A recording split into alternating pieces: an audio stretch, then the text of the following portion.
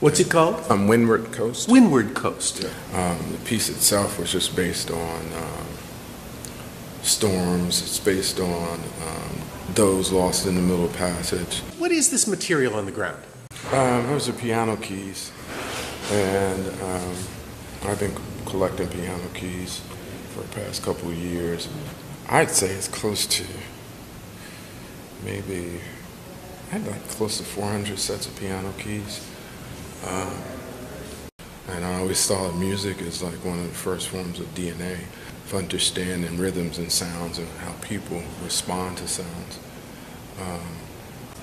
The bus was from old Death Mask. I don't know a lot about the history of them, but I just know that this one particular one was one that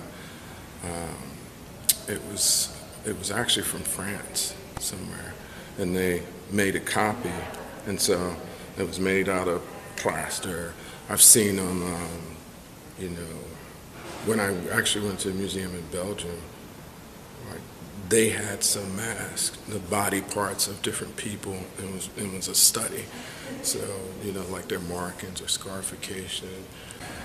And I got it and cast the bust. And I use it every once in a while.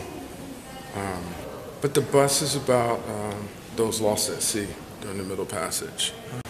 It's a strange piece. It can be real tragic, but then it reminds me of when I was a kid going fishing with my father.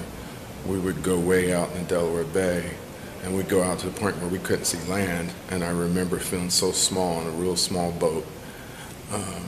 So it's a response to stuff like that. And you and I talked about this earlier. It's sort of inevitable that New Orleanians will see this differently. How do you imagine it might be interpreted here? I'm not sure. I mean, I've always been curious. And when I made the piece, I was making it around the time of Katrina. It wasn't a response, but I also noticed that when I put the piano keys on the floor, they turned into waves. And then I just allowed it to just happen.